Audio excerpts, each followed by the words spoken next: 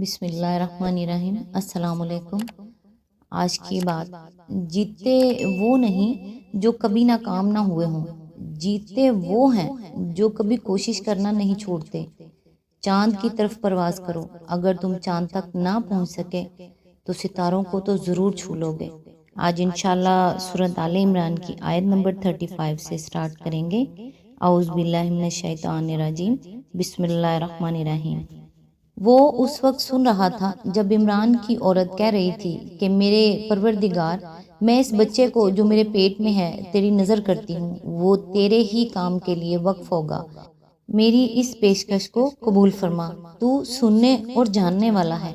اس کی تفسیر ہے، اگر عمران کی عورت سے مراد عمران کی بیوی لی جائے تو اس کے معنی یہ ہوں گے کہ یہ وہ عمران نہیں ہیں جن کا ذکر اوپر ہوا ہے، بلکہ یہ حضرت مریم کے والد تھے جن کا نام شاید عمران ہوگا۔ مسیحی روایت میں حضرت مریم کے والد کا نام یواخیم لکھا ہے، اور اگر عمران کی عورت سے مراد آل عمران لی جائے تو اس کے معنی یہ ہوں گے کہ حضرت مریم کی والدہ اس قبیلے سے تعلق رکھتی تھی، لیکن ہمارے پاس کوئی ایسا ذریعہ معلومات نہیں ہے جس سے ہم قطعی طور پر ان دونوں معنوں میں سے کسی ایک کو ترجیح دے سکیں، کیونکہ تاریخ میں اس کا کوئی ذکر نہیں ہے کہ حضرت مریم کے والد کون تھے اور ان کی والدہ کس قبیلے کی تھیں۔ البتہ اگر یہ روایت صحیح مانی جائے گی کہ حضرت یحییٰ علیہ السلام کی والدہ اور حضرت مریم کی والدہ آپس میں رشتے کی بہنیں تھیں، تو پھر عمران کی عورت کے معنی قبیلہ عمران کی عورت ہی درست ہوں گے،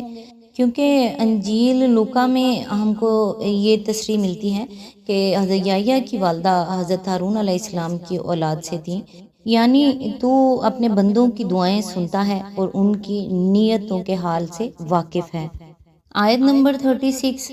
پھر جب وہ بچی اس کے ہاں پیدا ہوئی تو اس نے کہا، مالک، میرے ہاں تو لڑکی پیدا ہو گئی ہے، حالانکہ جو کچھ اس نے جنا تھا اللہ کو اس کی خبر تھی، اور لڑکا لڑکی کی طرح نہیں ہوتا۔ خیر، میں نے اس کا نام مریم رکھ دیا ہے، اور میں اسے اور اس کی آئندہ نسل کو شیطان مردود کے فتنے سے تیری پناہ میں دیتی ہوں۔ اس کی تفسیر ہے، یعنی لڑکا ان بہت سی فطری کمزوریوں اور تمدنی پابندیوں سے آزاد ہوتا ہے جو لڑکی کے ساتھ لگی ہوئی ہوتی ہیں، لہٰذا اگر لڑکا ہوتا تو وہ مقصد زیادہ اچھی طرح حاصل ہو سکتا تھا جس کے لیے میں اپنے بچے کو تیری راہ میں نظر کرنا چاہتی تھی۔ آیت نمبر 37۔ آخر کار اس کے رب نے اس لڑکی کو بخوشی قبول فرما لیا، اسے بڑی اچھی لڑکی بنا کر اٹھایا اور زکریا کو اس کا سرپرست بنا دیا۔ زکریا جب کبھی اس کے پاس محراب میں جاتا تو اس کے پاس کچھ نہ کچھ کھانے پینے کا سامان پاتا، پوچھتا، مریم، یہ تیرے پاس کہاں سے آیا؟ وہ جواب دیتی، اللہ کے پاس سے آیا ہے، اللہ جسے چاہتا ہے بے حساب دیتا ہے۔ اس کی تفسیر ہے، اب اس وقت کا ذکر شروع ہوتا ہے جب حضرت مریم سن رشد کو پہنچ گئیں اور بیت المقدس کی عبادت گاہ ہیکل میں داخل کر دی گئیں اور ذکر الہی میں شب و روز مشغول رہنے لگیں۔ حضرت زکریا جن کی تربیت میں وہ دی گئی تھیں، غالباً رشتے میں ان کے خالو تھے اور ہیکل کے مجاوروں میں سے تھے۔ یہ وہ زکریا نبی نہیں ہیں جن کے قتل کا ذکر بائبل کے پرانے عہد نامے میں آیا ہے۔ لفظ محراب سے لوگوں کا ذہن بالعموم اس محراب کی طرف چلا جاتا ہے جو ہماری مسجدوں میں امام کے کھڑے ہونے کے لیے بنائی جاتی ہیں، لیکن یہاں محراب سے یہ چیز مراد نہیں ہے۔ صوامع اور کنیسوں میں اصل عبادت گاہ کی عمارت سے متصل سطح زمین سے کافی بلندی پر جو کمرے بنائے جاتے ہیں، جن میں عبادت گاہ کے مجاور خدام اور معتکف لوگ رہا کرتے ہیں، انہیں محراب کہا جاتا ہے۔ اسی قسم کے کمروں میں سے ایک میں حضرت مریم معتکف رہتی تھیں۔ آیت نمبر 38۔ یہ حال دیکھ کر زکریا نے اپنے رب کو پکارا، پروردگار، اپنی قدرت سے مجھے نیک اولاد عطا کر، تو ہی دعا سننے والا ہے۔ اس کی تفسیر ہے، حضرت زکریا اس وقت تک بے اولاد تھے۔ اس نوجوان صالح لڑکی کو دیکھ کر فطرتاً ان کے دل میں یہ تمنا پیدا ہوئی کہ کاش اللہ انہیں بھی ایسی ہی نیک اولاد عطا کرے، اور یہ دیکھ کر کہ اللہ کس طرح اپنی قدرت سے اس گوشہ نشین لڑکی کو رزق بھی پہنچا رہا ہے، انہیں یہ امید ہوئی کہ اللہ چاہے تو اس بڑھاپے میں بھی ان کو اولاد دے سکتا ہے۔ آیت نمبر 39۔ جواب میں فرشتوں نے آواز دی جبکہ وہ محراب میں کھڑا نماز پڑھ رہا تھا کہ اللہ تجھے یحییٰ کی خوشخبری دیتا ہے، وہ اللہ کی طرف سے ایک فرمان کی تصدیق کرنے والا بن کر آئے گا، اس میں سرداری و بزرگی کی شان ہوگی، کمال درجہ کا ضابطہ ہوگا، نبوت سے سرفراز ہوگا اور صالحین میں شمار کیا جائے گا۔ اس کی تفسیر ہے، بائبل میں ان کا نام یوحنا بپتسمہ دینے والا، جون دی بیپٹسٹ لکھا ہے۔ ان کے حالات کے لیے ملاحظہ ہو متی باب 3 11 14 اور مرکز باب 1 6، لوکا باب 1 3۔ اللہ کے فرمان سے مراد حضرت عیسیٰ علیہ السلام ہے، چونکہ ان کے پیدائش اللہ تعالیٰ کے ایک غیر معمولی فرمان سے خرق عادت کے طور پر ہوئی تھی، اس لیے ان کو قرآن مجید میں کلمۃ من اللہ کہا گیا ہے۔ آیت نمبر 40۔ زکریا نے کہا، پروردگار میرے ہاں لڑکا کہاں سے ہوگا، میں تو بہت بوڑھا ہو چکا ہوں اور میری بیوی بانجھ ہے۔ جواب ملا، ایسا ہی ہوگا، اللہ جو چاہتا ہے کرتا ہے۔ تفسیر ہے، یعنی تیرے بڑھاپے اور تیری بیوی کے بانجھ پن کے باوجود اللہ تجھے بیٹا دے گا۔ آیت نمبر 41۔ عرض کیا، مالک پھر کوئی نشانی میرے لیے مقرر فرما دے۔ کہا، نشانی یہ ہے کہ تم 3 دن تک لوگوں سے اشارہ کے سوا کوئی بات چیت نہ کرو گے یا نہ کر سکو گے۔ اس دوران میں اپنے رب کو بہت یاد کرنا اور صبح و شام اس کی تسبیح کرتے رہنا۔ اس کی تفسیر ہے، یعنی ایسی علامت بتا دے کہ جب ایک پیر فرتوت اور ایک بوڑھی بانجھ کے ہاں لڑکے کی ولادت جیسا عجیب غیر معمولی واقعہ پیش آنے والا ہو تو اس کی اطلاع مجھے پہلے سے ہو۔ اس تقریر کا اصل مقصد عیسائیوں پر ان کے اس عقیدے کی غلطی واضح کرنا ہے کہ وہ مسیح علیہ السلام کو خدا کا بیٹا اور الہ سمجھتے ہیں۔ تمہید میں حضرت یحییٰ علیہ السلام کا ذکر اس وجہ سے فرمایا گیا ہے کہ جس طرح مسیح علیہ السلام کی ولادت معجزانہ طور پر ہوئی تھی، اسی طرح ان سے 6 ہی مہینے پہلے اسی خاندان میں حضرت یحییٰ علیہ السلام کی پیدائش بھی ایک دوسری طرح کے معجزے سے ہو چکی تھی۔ اس سے اللہ تعالیٰ عیسائیوں کو یہ سمجھانا چاہتا ہے کہ اگر یحییٰ کو ان کی اعجازی ولادت نے الہ نہیں بنایا تو مسیح محض اپنی غیر معمولی پیدائش کے بل پر الہ کیسے ہو سکتے ہیں۔ آیت نمبر 42۔ پھر وہ وقت آیا جب مریم علیہ السلام سے فرشتوں نے آ کر کہا، اے مریم، اللہ نے تجھے برگزیدہ اور پاکیزگی عطا کی ہے اور تمام دنیا کی عورتوں پر تجھ کو ترجیح دے کر اپنی خدمت کے لیے چن لیا۔ آیت نمبر 43۔ اے مریم، اپنے رب کی تابع فرمان بن کر رہ، اس کے آگے سربسجود ہو اور جو بندے اس کے حضور جھکنے والے ہیں ان کے ساتھ تو بھی جھک جا۔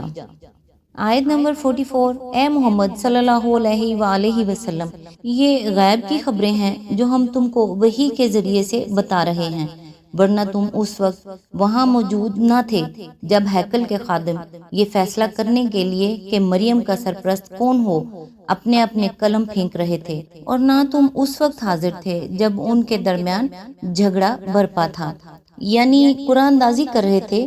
اس قرآن اندازی کی ضرورت اس لیے پیش آئی تھی کہ حضرت مریم علیہ السلام کی والدہ نے ان کو خدا کے کام کے لیے ہیکل کی نظر کر دیا تھا، اور وہ چونکہ لڑکی تھی اس لیے یہ ایک نازک مسئلہ بن گیا تھا کہ ہیکل کے مجاوروں میں سے کس کی سرپرستی میں وہ رہیں۔ آیت نمبر 45۔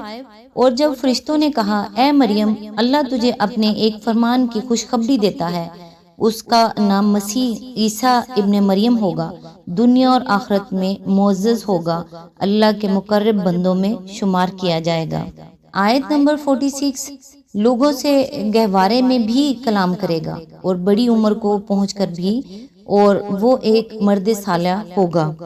آیت نمبر 47۔ یہ سن کر مریم بولی، پروردگار میرے ہاں بچہ کہاں سے ہوگا، مجھے تو کسی شخص نے ہاتھ تک نہیں لگایا۔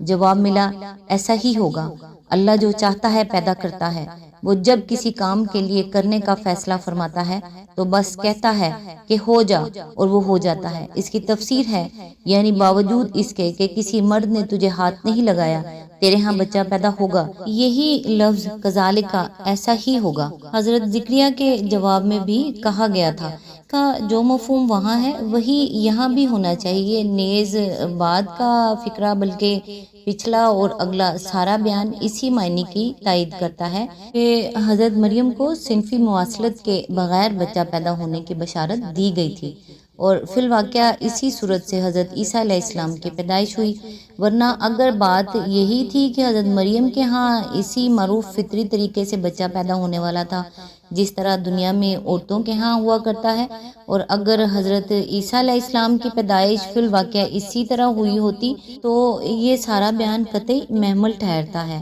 جو چوتھے رکوع سے چھٹے رکوع تک چلا جا رہا ہے، اور وہ تمام بیانات بھی بے معنی قرار پاتے ہیں جو ولادت مسیح کے باب میں قرآن کے دوسرے مقامات پر بھی ہمیں ملتے ہیں۔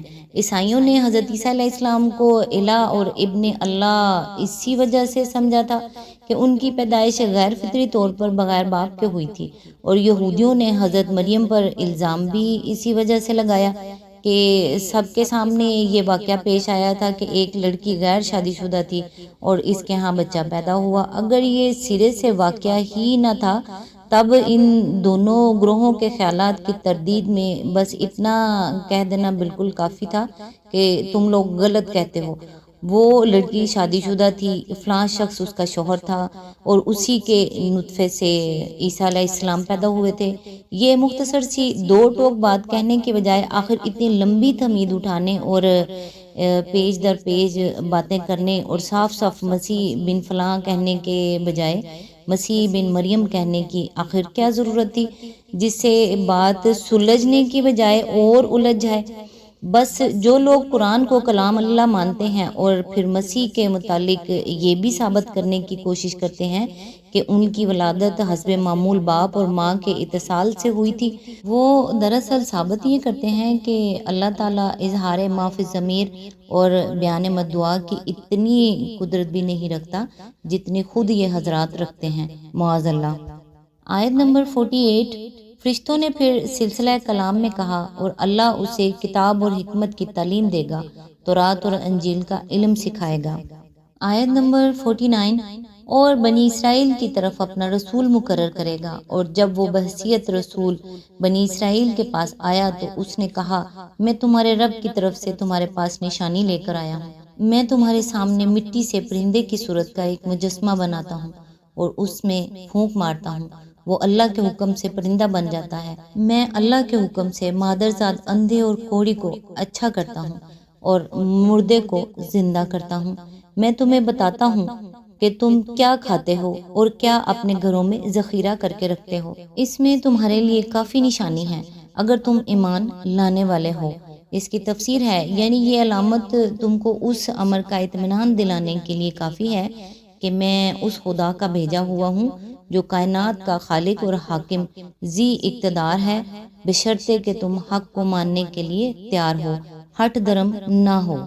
آیت نمبر 50، اور میں اس تعلیم و ہدایت کی تصدیق کرنے والا بن کر آیا ہوں جو تورات میں سے اس وقت میرے زمانہ میں موجود ہے، اور اس لیے آیا ہوں کہ تمہارے لیے بعض ان چیزوں کو حلال کر دوں جو تم پر حرام کر دی گئی ہیں، دیکھو میں تمہارے رب کی طرف سے تمہارے پاس نشانی لے کر آیا ہوں، لہٰذا اللہ سے ڈرو اور میری اطاعت کرو۔ اس کی تفسیر ہے یعنی یہ میرے فرستادہ خدا ہونے کا ایک اور ثبوت ہے، اگر میں اس کی طرف سے بھیجا ہوا نہ ہوتا بلکہ جھوٹا مدعی ہوتا تو خود ایک مستقل مذہب کی بنا ڈالتا اور اپنے ان کمالات کے زور پر تمہیں ثابت دین سے ہٹا کر اپنے ایجاد کردہ دین کی طرف لانے کی کوشش کرتا، لیکن میں تو اسی اصل دین کو مانتا ہوں اور اسی تعلیم کو صحیح قرار دے رہا ہوں جو خدا کی طرف سے اس کے پیغمبر مجھ سے پہلے لائے تھے۔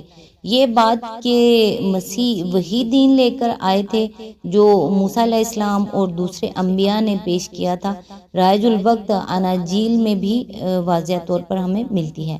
مثلاً متی کی روایت کے مطابق پہاڑی کے واعظ میں مسیح علیہ السلام صاف فرماتے ہیں یہ نہ سمجھو کہ میں تورات یا نبیوں کی کتابوں کو منسوخ کرنے آیا ہوں، منسوخ کرنے نہیں بلکہ پورا کرنے آیا ہوں۔ ایک یہودی عالم نے حضرت عیسیٰ علیہ السلام سے پوچھا کہ احکام دین میں اولین حکم کون سا ہے؟ جواب میں آپ نے فرمایا خداوند اپنے خدا سے اپنے سارے دل اور اپنی ساری جان اور اپنی ساری عقل سے محبت رکھ۔ بڑا اور پہلا حکم یہی ہے، اور دوسرا اس کے مانند یہ ہے کہ اپنے پڑوسی سے اپنے برابر محبت رکھ۔ انہی دو حکموں پر تمام توریت اور انبیاء کے صحیفوں کا مدار ہے۔ پھر حضرت مسیح اپنے شاگردوں سے فرماتے ہیں، فقیہ اور فریسی موسیٰ کی گدی پر بیٹھے ہیں، جو کچھ وہ تمہیں بتائیں وہ سب کرو اور مانو، مگر ان کے سے کام نہ کرو، کیونکہ وہ کہتے ہیں اور کرتے نہیں، یعنی تمہارے جہلہ کی تہمات، تمہارے فقیہوں کی قانونی موشگافیوں، تمہارے رہبانیت پسند لوگوں کے تشددات اور غیر مسلم قوموں کے غلبہ و تسلط کی بدولت تمہارے ہاں اصل شریعت الہی پر جن قیود کا اضافہ ہو گیا ہے، میں ان کو منسوخ کروں گا اور تمہارے لیے وہی چیزیں حلال اور وہی حرام قرار دوں گا جنہیں اللہ نے حلال یا حرام کیا ہے۔ آج تک کے لیے اتنا ہی، نیکسٹ انشاءاللہ آیت نمبر 51 سے سٹارٹ کریں گے۔ تب تک کے لیے دعاؤں میں یاد رکھیے گا۔ اللہ حافظ۔